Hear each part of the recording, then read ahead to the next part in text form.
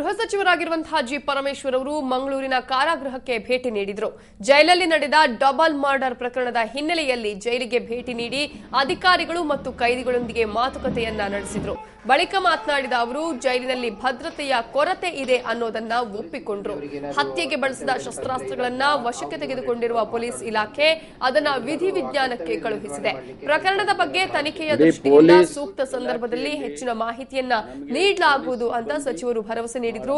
ಕರಾವಳಿಯಲ್ಲಿ ಹದ್ದು ಮೀರಿರುವ ಭೂಗತ ಪಾತಕಿಗಳನ್ನ ಮಟ್ಟ ಹಾಕಲು ಎಲ್ಲಾ ಕ್ರಮಗಳನ್ನ ಕೈಗೊಳ್ಳಲಿದ್ದು ಸಚಿವರಿಗೆ ಬಂದಿರುವ ಬೆದರಿಕೆಗಳನ್ನು ಗಂಭೀರವಾಗಿ ಪರಿಗಣಿಸಲಾಗಿದೆ ಅಂತ ಈ ಸಂದರ್ಭದಲ್ಲಿ ಡಾಕ್ಟರ್ ಜಿ ಪರಮೇಶ್ವರ್ ಹೇಳಿದರು.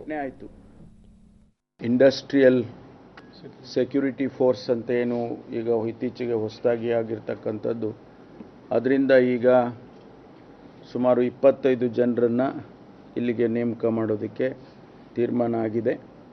ಅವರು ಸದ್ಯದಲ್ಲೇ ಕೆಲಸಕ್ಕೆ ಬರ್ತಾರೆ.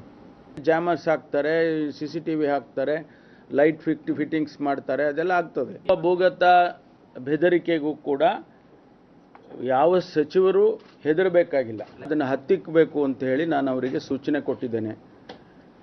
ಅದು ಒಂದು ವೇಳೆ ಅದನ್ನು ಮೀರಿ ಏನಾದರೂ ನಡೀತು ಅಂತ ಹೇಳಿದ್ರೆ ಸಂಬಂಧಪಟ್ಟ ಅಧಿಕಾರಿಗಳನ್ನ ನಾವು ಹೊಣೆ ಮಾಡ್ತೀವಿ.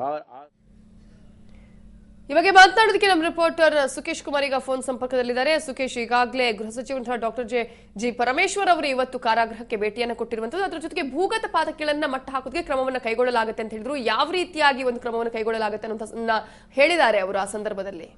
ಮುಖ್ಯವಾಗಿ ಕಳೆದ ಸೋಮವಾರ ಏನು ಮಂಗಳೂರು ಜೈಲಿನಲ್ಲಿ ಇಬ್ಬರು ಭೂಗತ ಪಾತಕಿಗಳ ಹತ್ಯೆ ನಡೆದಿದೆ. ಆ ಸಂದರ್ಭದ ನಂತರ 7 ದಿನಗಳ ನಂತರ ಗೃಹ ಸಚಿವ ಪರಮೇಶ್ವರ್ ಅವರು ಇವತ್ತು ಜೈಲಿಗೆ ಭೇಟಿ ನೀಡಿದ್ದಾರೆ.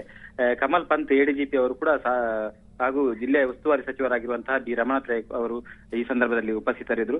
ನಂತರ ಮಾಧ್ಯಮದ ಜೊತೆ ಮಾತನಾಡಿದ ಪರಮೇಶ್ವರ್ ಜೈಲಿಗೆ ಸೂಕ್ತ ಬಂದೋಬಸ್ತ್ ಮಾಡಲಿಕ್ಕೆ Karnataka state industrial security force ಅನ್ನು 25 ಜನರನ್ನು ನೇಮಿಸುವುದಾಗಿ ಹೇಳಿದ್ದಾರೆ.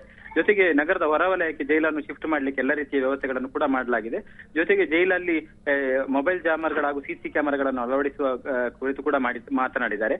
ಅದೇ ತರ ಮಂಗಳೂರಿನ ಇಬ್ಬರು ಸಚಿವರಿಗೆ ಭೂಗತ ಪಾತ್ರಗಳಿಂದ ನಡೆದಿರುವ ಬೆದರಿಕೆ ಕರೆಗಳ ಬಗ್ಗೆ ಕೂಡ ಸವಿಸ್ತಾರವಾಗಿ ಮಾತನಾಡಿ ಯಾವುದೇ ಬೆದರಿಕೆಗಳಿಗೆ ಮಣಿಯುವ ಪ್ರಶ್ನೆನೇ ಇಲ್ಲ. ಭೂಗತ ಪಾತ್ರೆಗಳನ್ನು ಮಟ್ಟ ಹಾಕುವ ನಿಟ್ಟಿನಲ್ಲಿ ರಾಜ್ಯ ಸರ್ಕಾರ ಗಂಭೀರವಾದ ಈ ಪ್ರಕರಣವನ್ನು ಗಂಭೀರವಾಗಿ ಪರಿಗಣಿಸಿ ಮತ್ತೆ ಮಟ್ಟ ಹಾಕಲಿಕ್ಕೆ ಎಲ್ಲ ರೀತಿಯ ಕ್ರಮಗಳನ್ನು ಕೂಡ ಕೈಗೊಂಡಿದೆ ಎಂಬ ಮಾಹಿತಿಗಳನ್ನು ನೀಡಿದ್ದಾರೆ. ಜೊತೆಗೆ ಈ ಕ್ರಮಗಳ ಬಗ್ಗೆ ಸವಿಸ್ತಾರವಾಗಿ ಹೇಳಲಿಕ್ಕೆ ಯಾವುದೇ ರೀತಿಯ ಒಂದು ಇದು ಮಾಡಲಿಲ್ಲ. ಯಾಕಂದ್ರೆ ಇಲಾಖೆಯ ಇದು ಗುಪ್ತ ಇದಾಗಿರೋದ್ರಿಂದಾಗಿ, ಕಾರ್ಯಾಚರಣೆ ಆಗಿರೋದ್ರಿಂದಾಗಿ ಯಾವುದೇ ರೀತಿಯ ವಿಸ್ತೃತವಾದ ಒಂದು ವಿವರ ನೀಡಲಿಕ್ಕೆ ಅವರು ಹಿಂದೇಟು ಹಾಕಿದ್ದಾರೆ. ಎಸ್ ಸುಕೇಶ್, ಈಗಾಗಲೇ ಪರಮೇಶ್ವರ್ ಅವರು ಭೇಟಿ ಕೊಟ್ಟಂತಹ ಸಂದರ್ಭದಲ್ಲಿ ಜೈಲಿನ ಪರಿಸ್ಥಿತಿ ಯಾವ ರೀತಿಯಾಗಿತ್ತು? ಎಸ್, ಅಲ್ಲಿ ಲೋಪದೋಷಗಳು ಇದೆ ಅನ್ನೋದನ್ನ ಅವರು ಒಪ್ಪಿಕೊಂಡಿದ್ದಾರಾ? ಯಾವ ರೀತಿಯಂತಹ ಮುಂದಿನ ಕ್ರಮ ಹಾಗಾದ್ರೆ ಅಂತ? ಕೊನೆ ಕ್ಷಣದವರೆಗೆ ಜೈಲಿನ ಭೇಟಿಯನ್ನು ಜಿ ಪರಮೇಶ್ವರ್ ಅವರು ಗೃಹ ಸಚಿವರು ಕೊನೆ ಕ್ಷಣಕ್ಕೆ ಈ ತರ ದಿಢೀರ್ ಭೇಟಿಯಾಗಿ ಮಾಡಿದ್ರು. ಅವರ ಪ್ರವಾಸದಲ್ಲಿ ಜೈಲಿಗೆ ಭೇಟಿ ನೀಡುವ ಯಾವುದೇ ಒಂದು ಕಾರ್ಯಕ್ರಮ ಇರಲಿಲ್ಲ. ಈ ಬೇಕಂತಲೇ ಅಂತ ಹೇಳಿ ಈ ಒಂದು ಕಾರ್ಯಕ್ರಮವನ್ನು ಕೊನೆ ಕ್ಷಣಕ್ಕೆ ಹಾಕಿದ ಹಿನ್ನೆಲೆಯಲ್ಲಿ ಜೈಲು ಸಿಬ್ಬಂದಿ ಕೂಡ ಇದೊಂದು ತುರ್ತಾದ ಒಂದು ಭೇಟಿಯಾಗಿತ್ತು. ಈ ಸಂದರ್ಭದಲ್ಲಿ ಕಮಲ್ ಪಂತ್ ಅವರು ಮತ್ತು ಜಿಲ್ಲಾ ಉಸ್ತುವಾರಿ ಸಚಿವರ ಇರುವುದರಿಂದಾಗಿ ಒಂದು ಭದ್ರತೆ ಏನು ಇರಲಿಲ್ಲ. ಜೊತೆಗೆ ಈ ಕಾರಾಗೃಹದ ಏನು ಜೈಲುಗಳ ಸಿಬ್ಬಂದಿಗಳನ್ನು ಕೂಡ ಮಾತಾಡಿದ್ದಾರೆ ಹಾಗೂ ಕೈದಿಗಳನ್ನು ಕೂಡ ಅವರು ಮಾತುಕತೆ ಮಾಡಿದ್ದಾರೆ. ಜೈಲಿನ ಊಟವನ್ನು ಕೂಡ ಅವರು ಸವಿದು ಟೆಸ್ಟ್ ಮಾಡಿದ್ದಾರೆ. ಎಲ್ಲ ರೀತಿಯ ಒಂದು ಸಮರ್ಪಕವಾದ ತೃಪ್ತಿ ಬರುವಂತಹ ಒಂದು ಇದು ಅವರಿಗೆ ಕಂಡು ಬಂದಿದೆ.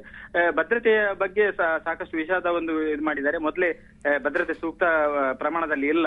ಈ ಬಗ್ಗೆ ಎಲ್ಲ ರೀತಿಯ ಅದನ್ನು ಮೇಲ್ದರ್ಜೆಗೇರಿಸುವ ಜೊತೆಗೆ CCTV ಹಾಗೂ ಮೊಬೈಲ್ ಜಾಮರ್ಗಳನ್ನು ಅಳವಡಿಸುವ ಕುರಿತು ಗಂಭೀರವಾದ ಪರಿಶೀಲನೆ ಜೊತೆಗೆ ಸಿಬ್ಬಂದಿ ಹೆಚ್ಚುವ ಮಾಡಲಿಕ್ಕೆ ಕೂಡ ಕ್ರಮ ಕೈಗೊಳ್ಳುವುದಾಗಿ ಹೇಳಿದ್ದಾರೆ. ಓಕೆ, ಧನ್ಯವಾದಗಳು ಸುಕೇಶ್ ಡೀಟೇಲ್ಸ್ಗೆ. ಮಾತಾಡೋದಿಲ್ಲ ಅಂತ ಹೇಳಿ ಅದ್ರ ಬಗ್ಗೆ ಅವರು ಆಕ್ರೋಶ